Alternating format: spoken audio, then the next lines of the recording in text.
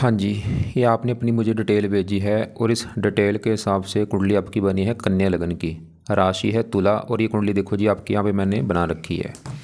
अब अपने सवाल जो लिख के भेजे हैं, आपको लाइफ में काफ़ी दिक्कतें परेशानियाँ आ रही हैं, मानसिक चिंता हो रही है, सांपों के सपने आना, सरकारी नौकरी नहीं लग पा रही, कि ये दिक्कतें आपको क्यों आ रही हैं? देखो जी, वैसे तो सरकारी नौकरी का आपका कुंडली में काफ़ी योग है, लेकिन आपकी अभी जो दिक्कतें लाइफ में आ रही हैं उसका सबसे बड़ा कारण है ये राहु ग्रह।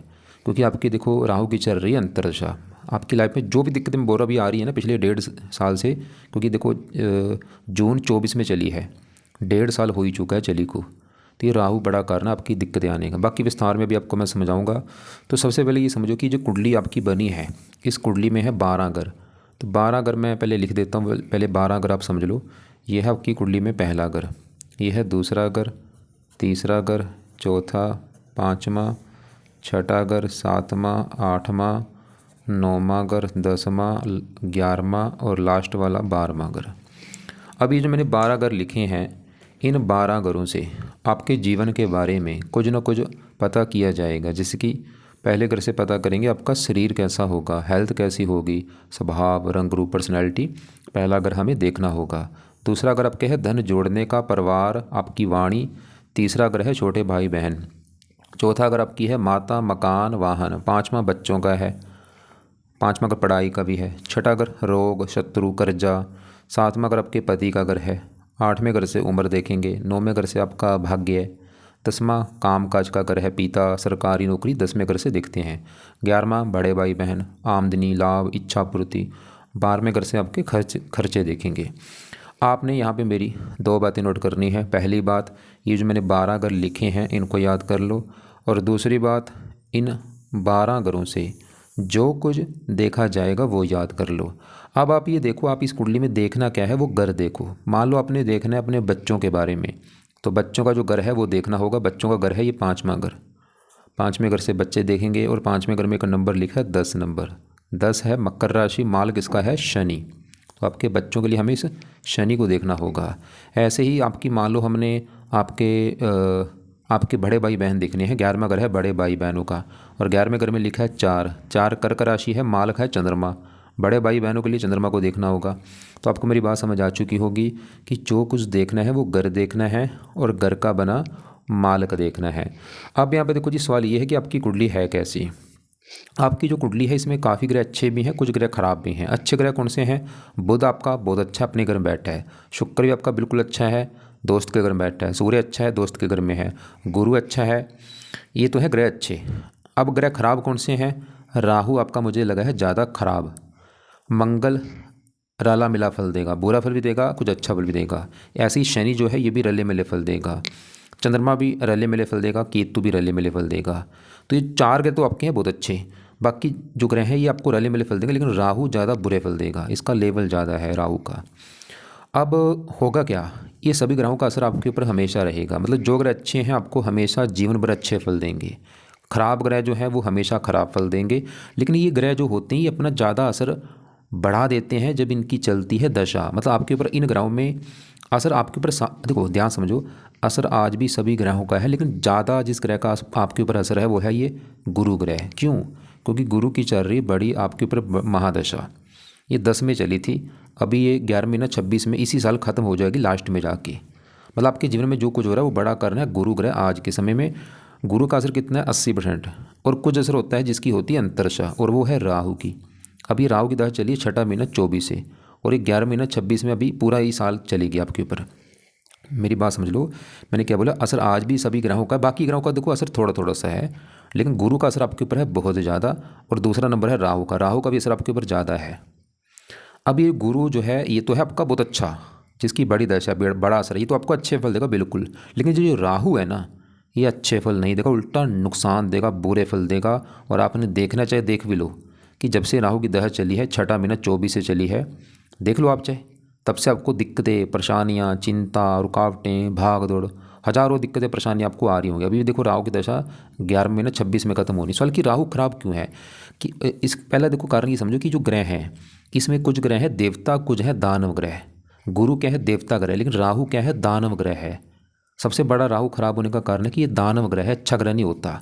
और मैंने देखो, मैं रोजाना कुंडलियाँ बनाता हूँ पूरा दिन मैं कुंडलियाँ बनाता हूँ, पिछले कई सालों से कुंडलियाँ बना रहा हूँ। मैंने क्या देखा, मेरे पास जितने भी कस्टमर आते हैं सबसे ज़्यादा आते हैं राहु की दशा वाले। जितनी भी कुंडलियाँ बना रहा हूँ उनके ऊपर राहु की दशा जरूर होती है, क्योंकि जितना राहु किसी को कष्ट देता कोई ग्रह नहीं देता। कारण क्या है, ये दानव ग्रह, अच्छा ग्रह नहीं है। बाकी विस्तार में समझाता हूँ। राहु कहाँ बैठे, यहाँ पे दूसरे घर में। अब दूसरा घर पहले ये समझो किसका है, यही राहु बैठा है। दूसरा घर आपके है धन का घर, आप कितना धन जोड़ेंगी, कितना आपका धन होगा लाइफ में, दूसरा अगर देखना होगा। दूसरा अगर आपके परिवार का भी है, परिवार जो आपका फैमिली है, वाणी भी आपकी कैसी होगी, दूसरा अगर देखा जाएगा। अभी यहाँ पे जो मैंने 3 चीज़ें बोली हैं, इसके लिए दूसरा घर और दूसरे घर का जो मालक है हमने उसको देखना है, क्योंकि आपको मैंने पहले बोला था घर का मालक देखा जाता है। दूसरे घर में नंबर लिखा है 7, 7 है तुला राशि, मालक ये शुक्र देखना होगा कि शुक्र कैसा है। वैसे शुक्र आपका अच्छा है, लेकिन शुक्र के अलावा दूसरे घर में बैठा है राहु और चंद्रमा, इन दोनों को भी देखना होगा।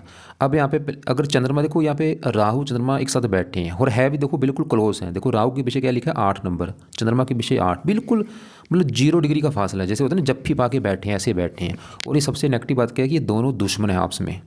राहु है दानव ग्रह, गुरु चंद्रमा है देवता, और दुश्मन है। इसकी वजह से ये जो यहाँ पे देखो, अगर चंद्रमा आपका अकेला होता ना, अगर साथ में राहु ना होता, चंद्रमा आपको देता बहुत अच्छे फल, लेकिन चंद्रमा बेचारा पीड़ता है इस राहु के साथ बैठ के। अब राहु क्या करेगा, राहु चंद्रमा को बुरी तरह से खराब कर देगा। यहाँ पे बन चुका है ग्रहण दोष, बन चुका है चंद्र ग्रहण दोष। आपने देखा होगा हमारी धरती के ऊपर जब चंद्र ग्रहण लगता है, कहते हैं ना कि आज जैसे टीवी में दिखाते कि आज भाई चंद्र ग्रहण लगे, उस दिन क्या होता है, चंद्रमा की रोशनी धरती के ऊपर नहीं आती कुछ समय के लिए। ऐसे अगर कुंडली में चंद्र ग्रहण दोष लगता है, चंद्रमा के अच्छे फल जो हैं वो नहीं मिलते। तो यहाँ पे चंद्रमा के अच्छे फल जो आपको मिलने थे वो आपको नहीं मिलेंगे पहले। अब यहाँ पे जो राहु है, राहु की अगर बात करूँ, राहु देखो क्या है कि दानव ग्रह है, ये सांप का कारक है। मतलब जैसे सांप होता है जहाँ बैठता है उस घर में कोई क्या करता है, वहाँ पे जहर उगलता है, उस जगह को जहरीला कर देगा। राहु जिस घर में भी बैठता है उस घर को लेकर दिक्कत आती है। अब राहु आपका कहाँ बैठा है, दूसरे घर में, धन वाले घर में। तो राहु सबसे बड़ी दिक्कत आपको धन को लेकर देगा। और ऐसा नहीं कि अभी दिक्कतें दे रहा है 1.5 साल से, नहीं। देखो मैंने क्या बोला था, असर इन ग्रहों का हमेशा रहेगा। मतलब राहु जो असर दे रहा है आपको हमेशा देगा, बचपन से लेकर बुढ़ापे तक। लेकिन पहले असर इसका था थोड़ा सा, लेकिन अभी जो दशा चली है ना, इसमें इसका जो असर है ना ये 50 गुना बढ़ चुका है। जब तक ये दशा रहेगी असर इतना रहेगा, लेकिन दशा खत्म होने के बाद ये असर कम हो जाएगा, रहेगा जरूर, कम हो जाएगा। तो आज इसका असर ज़्यादा है। मतलब आपका राहु सबसे बड़ी दिक्कत आपके धन की हानि करेगा। धन को लेकर बहुत ज़्यादा दिक्कतें आना, परेशानियाँ होना, धन खर्च होना, खासकर धन आपका ये राहु की दशा में खर्च बहुत ज़्यादा होगा, धन जोड़ने में दिक्कत आती है। दूसरा अगर परिवार का है, परिवार को भी लेकर दिक्कत आती है, फैमिली को लेकर दिक्कत। वाणी का, वाणी भी कठोर करता है, आपको क्रोधी बनाएगा, जिद्दी बनाएगा, गुस्से की वजह से भी आपके काम बिगड़ेंगे। और इसकी 3 दृष्टियां हैं, 5वीं छठे घर के ऊपर रोग का ग्रह है, और रोग देगा आपको, शत्रु देना, कर्जा भी दे सकता है। 7वीं यहाँ पे 8वें घर के ऊपर स्ट्रगल, चिंता। 9वीं 10वें घर के ऊपर काम काज में दिक्कतें। और सबसे नेगेटिव बात क्या है कि जो साथ में चंद्रमा बैठा है ये राहु की वजह से बुरी तरह से खराब है। अब चंद्रमा इस कुंडली में देखो जी, ये जो 11वां घर है ये है चंद्रमा का घर, और 11वां घर होता है लाभ का घर। इस घर से देखा जाता है लाभ, मतलब आपके जो काम काज से जो आपको प्रॉफिट होगा, लाभ होगा, 11वां घर देखा जाएगा। 11वां घर है आपके बड़े भाई बहनों का भी घर, 11वां घर आपकी कमाई का भी घर है, इच्छा पूर्ति का भी घर है, मित्रों का भी घर है। अब 11वें घर में नंबर 4 लिखा है मालक चंद्रमा। चंद्रमा है तो अच्छा था, क्योंकि धन के घर में बैठा है चंद्रमा, तो ये दिखा रहा था कि आपको धन लाभ देना था, इसने आपको इच्छाएं पूरी करना। लेकिन ये राहु के साथ जो बैठा है ना, क्लोज बिल्कुल बैठा है, देखो बिल्कुल 0 डिग्री का फासला, मतलब चंद्रमा के अच्छे फल आपको नहीं मिलेंगे, क्योंकि राहु से पीड़ित है वो। इसके मतलब अच्छे फल जो हैं उसमें कमी आने, अब कमी का मतलब क्या है, जैसे ये लाभ का मालक है, राहु से पीड़ित है तो आपके काम काज में आपको लाभ नहीं होगा, इनकम को लेकर दिक्कतें आना, कमाई को लेकर दिक्कतें आना, इच्छाएं पूरी ना होना, कोई अगर बड़ा भाई बहन होगा उसको लेकर दिक्कतें आना, मित्रों को लेकर दिक्कतें आना। और सबसे बड़ा राहु के साथ जब चंद्रमा बैठते हैं ना, सबसे बड़ी दिक्कत क्या आती है, मानसिक चिंता बहुत ज़्यादा होती है, क्योंकि चंद्रमा क्या है, मन का कारक है, इससे मन देखा जाता है। राहु से बैठा है तो आपको मानसिक चिंता होगी, आपको डिप्रेशन होगा। और अभी राहु की दशा में आपको दिक्कत ज़्यादा आ रही होगी, मानसिक चिंता। आपने शायद बोला भी था कि चिंता होती है, डिप्रेशन हो रहा है, ये राहु की वजह से है। ये माता का भी कारक है, माता संबंधी भी चिंता होती है। इसके अलावा आपने जो बोला था कि सांपों के सपने आती है, राहु की वजह से आपको आ रहे हैं सांपों के सपने, क्योंकि सांप का कारक है। जब भी दशा आती है सांपों के सपने आते हैं, मतलब आपकी जो भी दिक्कतें आ रही, रात को नींद ना आना, जो आपने बोला झटके लगते हैं, जो भी दिक्कतें हैं, मैं गारंटी ले रहा हूँ ये राहु कारण है। इसमें देखो एक तो आपने सवाल कि यहाँ पे करना क्या है, एक तो आपने करने उपाय और परहेज भी रखना है। परहेज क्या रखना है, एक तो अंडे अगर खाती हैं आप बंद कर दो, मीट खाती हैं बंद कर दो, और भी गाली गलौज करना बंद कर दो, निंदा आलोचना बंद कर दो, बुरे कर्म से बचना है। बाकी राहु के उपाय क्या हैं, अब राहु के जो उपाय हैं आपने करने हैं, पहला जो उपाय है आपने राहु कवच का एक पाठ है, 2 मिनट का पाठ है ये, संस्कृत में पाठ है, अगर पढ़ना आता है इसको पढ़ा करो या इसको ऑडियो लगा के आपने सुनना है। दूसरा है राहु स्तोत्र का पाठ। तो यहाँ पे देखो जी मैंने 2 पाठ लिखे हैं, दोनों पाठ, ये दोनों पाठ आप या शाम का समय रख लो या रात के समय, ये आपने पढ़ने हैं या सुनने हैं। इनको आप ज़्यादा भी पढ़ सकते हैं, मतलब कवच के पाठ को 2-3 बार पढ़ लो चाहे, या स्रोत के पाठ को भी 2-3 बार पढ़ लो। तो ये दोनों पाए हैं बेस्ट पाठ हैं, इनसे आपका राहु सही हो जाएगा। तीसरा इनसे भी जो बेस्ट है वो है राहु का दान करो, जरूर करना है दान, जितना आप दान करेंगी ना उतना राहु सही होगा। अब ये दान या तो रोजाना कर दो या हफ्ते में 4-5 दिन जरूर करो या शनिवार को जरूर किया करो। क्या है दान, आपको मैं वीडियो अभी भेज दूंगा, उसको देख लेना आप। लेकिन इसका एक मेन जो सबसे बेस्ट दान है वो है 7 प्रकार के अनाज होते हैं, इनको आप ना पंछियों को डाला करो, सतनाजा लेके रोजाना पंछियों को डाल दो। चौथा जो उपाय है, जितना हो सकता है आप धार्मिक बनो, क्योंकि राहु जो है धार्मिक लोगों को कष्ट नहीं देता। तो धार्मिक मतलब आप जितना हो सकता है मंदिर जाओ, पाठ पूजा करो, भजन कीर्तन करो, नाम जप किया करो। नाम जप से राहु बहुत अच्छा होता है। नाम किसका जपना है, जो आपको बुगाना अच्छा लगता है, चाहे वो राम है, कृष्ण है, अल्लाह है, वाहिगुरु है, कोई भी एक नाम ले लो। जैसे यहाँ पे ये मैं आपको दिखा देता हूँ, ये मैंने देखो लिख भी रखी है, इसमें से कोई भी नाम ले लो, चाहे कृष्ण जप लो, ओम जप लो, अल्लाह जप लो, मोहन सतनाम। ये सुबह मतलब आपने जपना है। जैसे आपको मान लो लगता है कि आपको कृष्ण अच्छा लगता है, सुबह बैठ के हाथ जोड़ो 15-20 मिनट आपने हरे कृष्णा ऐसे जप लो, या राम जप लो, राम राम, कुछ भी नाम जप लो, चाहे ये सतनाम जप लो, सतनाम। तो नाम आपने ज़रूर जपना है, चाहे 10 मिनट जपो, 15-20 मिनट, वो आपकी मर्जी है। बाकी मैंने बोला भजन कीर्तन हो गया, मंदिर जाना, वो जो भी आपके घर के आसपास मंदिर है वहाँ पे जाओ आप, और ये आपको जो भगवान अच्छा लगता है उसके पाठ पूजा करो। ये आपको काम करने पड़ेंगे। खासकर राहु है शिव जी का भक्त, शिव जी से बहुत अच्छा होता है। जो बंदा शिव जी की पूजा उपासना करता है, तो हो सके अगर आपको, मैं वैसे फोर्स नहीं करूँगा, अगर मन मानता है शिव जी की पूजा उपासना कर लो, या हनुमान जी की कर लो, उससे भी राहु अच्छा होता है, या दुर्गा चालीसा पढ़ लो। तो इनमें से किसी न किसी की आप पूजा उपासना जरूर करो। नीले कपड़े यूज़ करने बंद कर दो या कम पहना करो। तो ये राहु के पाए मैं दोबारा दोनों मैंने पाठ बोले हैं, शाम को या रात को पढ़ने हैं या सुनने हैं। दान बोला है ज़्यादा से ज़्यादा, धार्मिक बनो, नाम जप के लिए बोला है, खासकर शिव जी या हनुमान जी या दुर्गा जी, इनमें से किसी की पूजा उपासना कर लो। पूजा उपासना का मतलब जैसे हनुमान जी के जो पाठ है वो पढ़ लो, दुर्गा चालीसा पढ़ लो, शिव जी के मंत्र है ओम नमः शिवाय वो जाप कर लो, या और आपको जो भगवान अच्छा लगता है उसके पाठ पूजा कर लो। अब यहाँ पे देखो जो चंद्रमा है, क्योंकि चंद्रमा इससे पीड़ित होने की वजह से चंद्रमा के अच्छे वालों में कमी आ रही है। अब चंद्रमा था इस घर का, मतलब 11वें घर का, लाभ वाले घर का, इनकम के घर का, मतलब आपकी कमाई को लेकर दिक्कत आएगी, कमाई कम होना, लाभ, कामकाज में लाभ ना होना। तो ये चंद्रमा को भी आपको यहाँ पे बल देना पड़ेगा, उसको अच्छा करना पड़ेगा। अब चंद्रमा के भी आपको उपाय जो करने आपने, चंद्रमा के उपाय देखो जी, आप चाहे 1-2 महीने के बाद शुरू कर देना, लेकिन करने जरूर हैं। चंद्रमा का पहला उपाय है, आप चंद्रमा का मंत्र करो आप। ये चाहे 1 माला कर लो, 2 कर लो, 3 कर लो। कब करना है, सुबह के टाइम। यहाँ पे जो राहु के पाठ है ये आपने शाम को या रात को करने हैं, सुबह नहीं। लेकिन चंद्रमा का जो मंत्र है सुबह करना है, और साथ में इसके जो पाठ है वो भी आप पढ़ सकती हैं तो पढ़ा करो। एक तो है चंद कवच का पाठ, या पढ़ लो या सुन लो। एक है चंद स्रोत का पाठ, और इसके चंद्रमा के जो देवता हैं वो हैं शिव जी। शिव जी की पूजा उपासना कर लो आप। तो ये चंद्रमा के आपने उपाय हैं। अब यहाँ पे देखो राहु के तो उपाय अभी शुरू कर देना शनिवार से, लेकिन चंद्रमा के उपाय आपको मैं बोलूँगा आप ऐसे रुक जाओ इसको, मतलब ना कम से कम महीना रुक जाओ, महीने के बाद ये शुरू करना, अभी मत शुरू करना, 1 महीने के बाद इनको शुरू कर देना। और ये ऐसे में बोलूँगा चंद्रमा के सभी उपाय करने हैं, मंत्र वैसे जरूर करना आपने।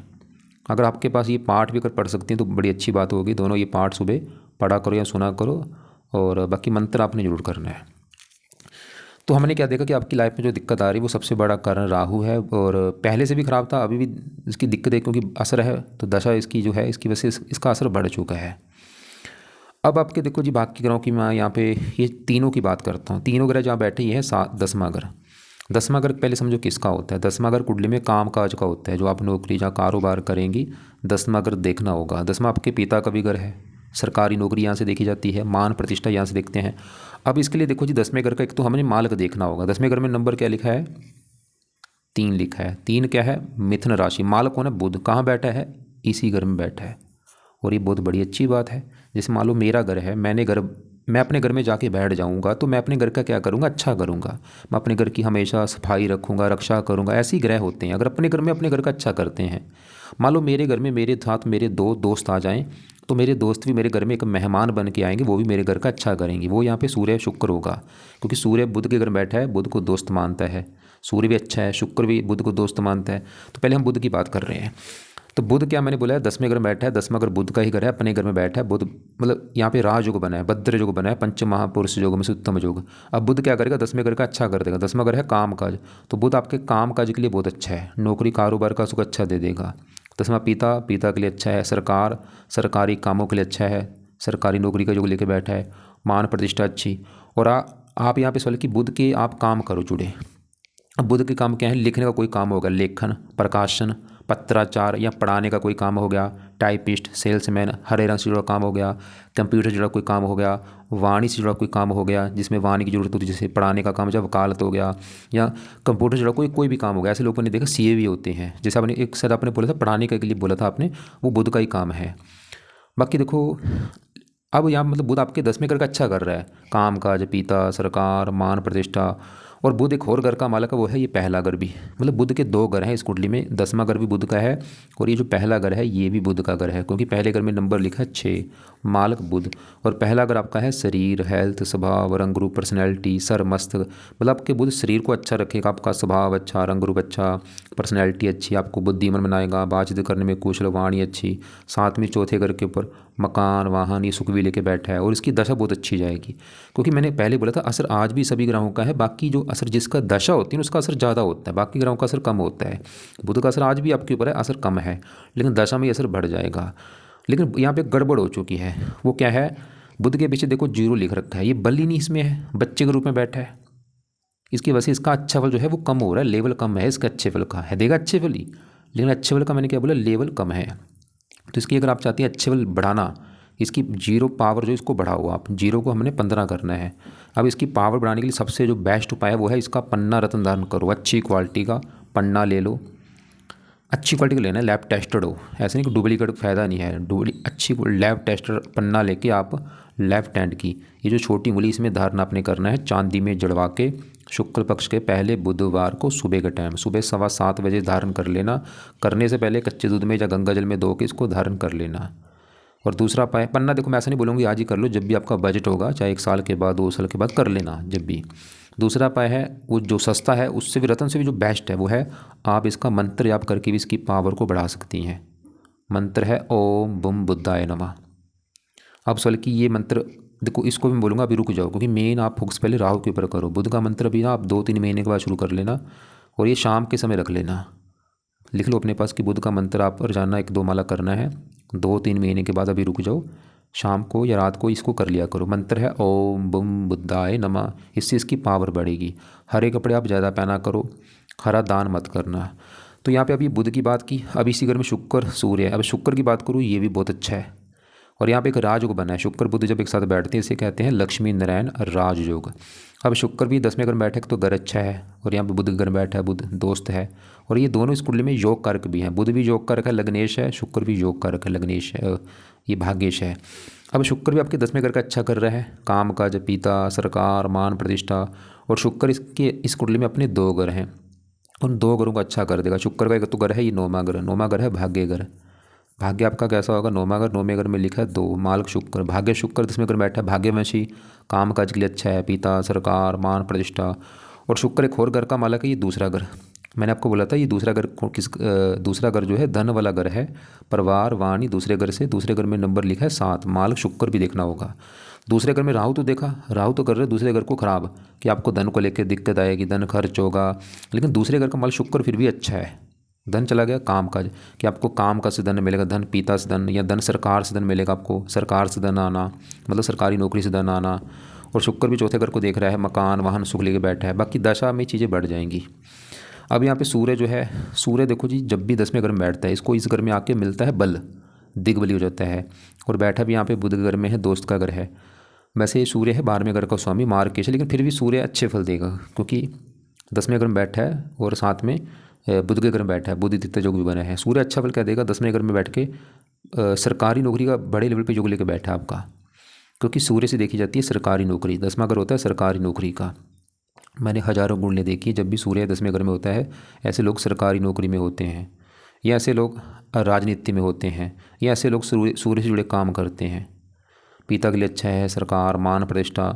वैसे देखो, आपके सही बताऊँ, आपके बहुत बड़े योग हैं सरकारी नौकरी के, आपको बिल्कुल ट्राई करनी चाहिए। और बाकी यहाँ वैसे भी आपका मतलब काम काज के हिसाब से कुंडली बहुत अच्छी है आपकी। आप बुध के जुड़े भी काम कर सकती हैं, शुक्र के जुड़े चाहे काम कर लो, या सूर्य के जुड़े काम कर लो। अब आपके देखो जी, यहाँ पे मैं बात करता हूँ, ये जो 7वां घर है ये है आपके पति का घर।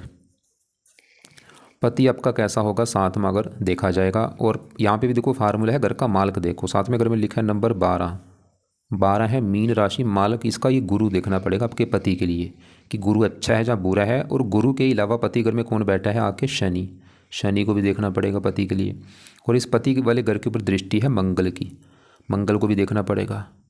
और शुक्र होता है विवाह का कारक। 4 ग्रह आपके देखने पड़ेंगे आपके पति के लिए।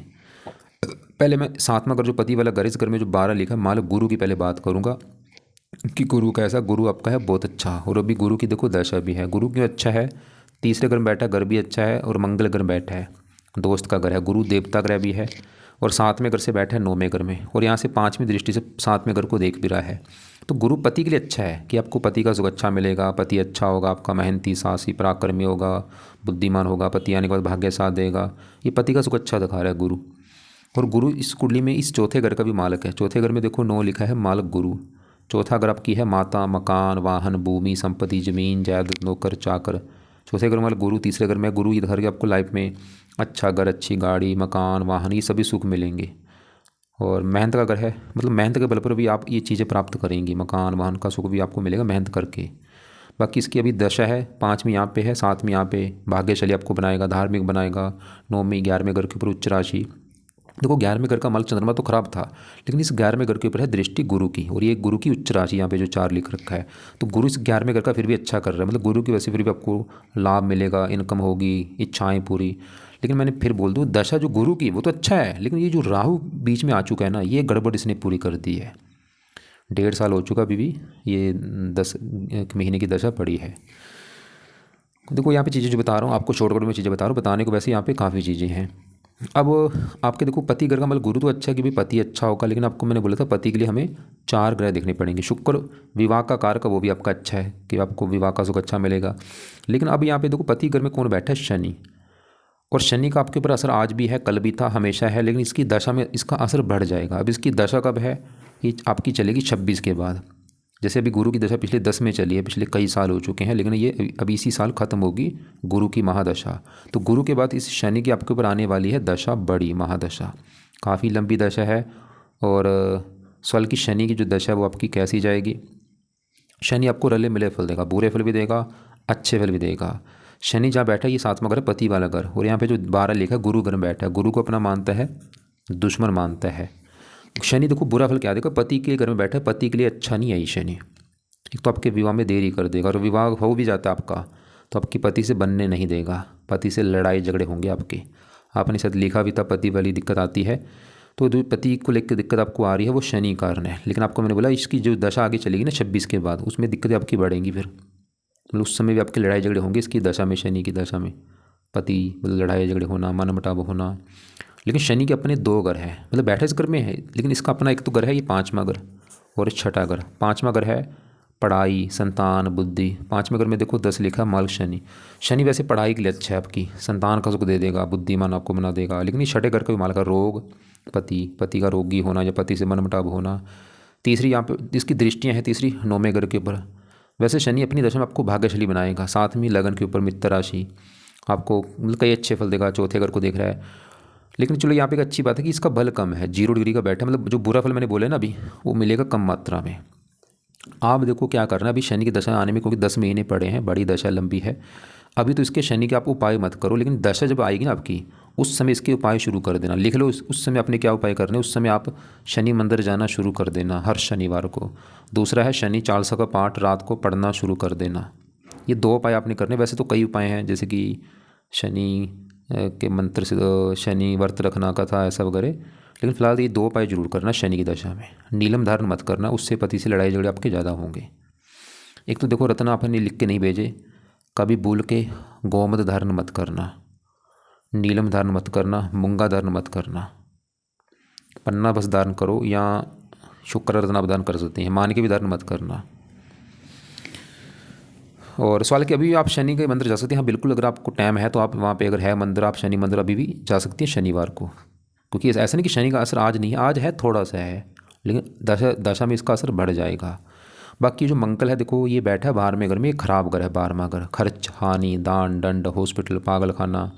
वैसे तो सूर्य घर में है, मंगल आपको रले मिले फल देगा। मार्केश भी है 12वें घर में बैठा है, 8वें घर का मालक है, वैसे उम्र के लिए अच्छा है, लेकिन ये तीसरे घर का मालक है। यहाँ से अपने घर को वैसे देख रहा है, आपको मेहनती, साहसी, 7वीं यहाँ पे, 8वीं यहाँ पे, मंगल दोष यहाँ पे बना है, ये भी पति घर को देख रहा है।